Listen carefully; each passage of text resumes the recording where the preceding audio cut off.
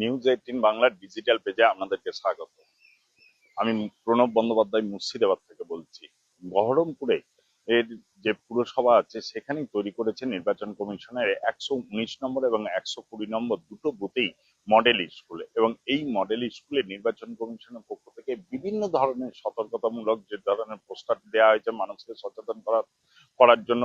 তাছাড়া বিভিন্ন ধরনের সুযোগ সুবিধা ভোটারদের রয়েছে, যেরকম উম, উম, এবারে মুর্শিদাবাদের নির্বাচন কমিশনের থিম হচ্ছে ময়ূরপঙ্খী, এবং সেই ময়ূরপঙ্খীর এর জন্য সেলফি তোলার জন্য যেরকম জায়গা রাখা হয়েছে, এবং ময়ূরপঙ্খীর হাল ধরো ভোটাধিকার প্রয়োগ করি, এই হচ্ছে থিম। এবং বিভিন্ন ভাবে যাতে কোনো রকম ধরনের ভাবে মানুষ যাতে সচেতন হয় তার জন্য যেরকম ভাবে কেন্দ্রীয় নিরাপত্তা বাহিনী রয়েছে, ঠিক এইভাবে বিভিন্ন ধরনের হোর্ডিং লাগানো হয়েছে, যেরকম লেখা আছে একটি শক্তিশালী ভবিষ্যৎ গড়ার সূচনা আজ থেকেই হোক, এবং আসুন এবং নির্ভয়ে নিজের ভোট দিন। এবং প্রতিটা বুথে প্রচুর পরিমাণে কেন্দ্রীয় বাহিনী যেরকম রয়েছে, এবং সেইভাবেই মানুষজনকে সতর্ক করার জন্য প্রতিটি জায়গাতেই এইভাবে হোর্ডিং দেওয়া হয়েছে, যাতে বলা হয়েছে নির্ভয়ে ভোট দিন। এবং পুরোপুরি ছবি দিয়ে কেন্দ্রীয় বাহিনী রয়েছে, এবং এদিকে দেওয়া আছে যেরকম ভারতের নির্বাচন কমিশন ভয়মুক্ত, অবাধ ও শান্তিপূর্ণ নির্বাচন নিশ্চিত করছে, এবং সেই কারণে বিভিন্ন ধরনের হোর্ডিং দেওয়া হয়েছে।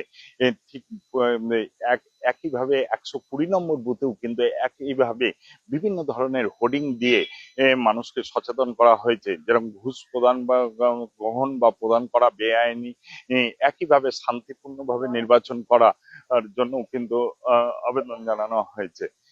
শান্তিপূর্ণভাবে নির্বাচন করার জন্য কিন্তু আবেদন করা হয়েছে, নিরাপদ, হিংসামুক্ত, ভয়মুক্ত, নীতিনিষ্ঠ এবং কারচুপি মুক্ত।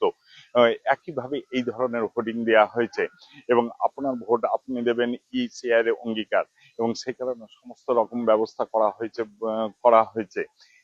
এই সকালবেলা থেকে কিন্তু বিভিন্ন বুথেই দেখা গিয়েছে বহরমপুরের প্রচুর পরিমাণে মানুষজন, ভোটাররা তারা কিন্তু লাইন দিয়েছে। এবং এই মডেলে 120 নম্বর বুথেও দেখা যাচ্ছে যে প্রচুর পরিমাণে মানুষজন এখনো লাইন দিয়ে রয়েছে, এবং ভেতরে যেরকম ভাবে এজেন্ডা বসেছে, সব জায়গাতে ওয়েবকাস্টিং এর ব্যবস্থা করা হয়েছে, সিসিটিভি সার্ভিলেন্স চলছে, এবং প্রচুর পরিমাণে কেন্দ্রীয় নিরাপত্তা বাহিনী রয়েছে, যাতে কোনো ধরনের অপ্রীতিকর ঘটনা না ঘটে। এবং প্রত্যেকটি মানুষই কিন্তু সকাল সকাল চাইছেন তারা নিজেদের ভোটটা প্রয়োগ করে ফিরে যেতে।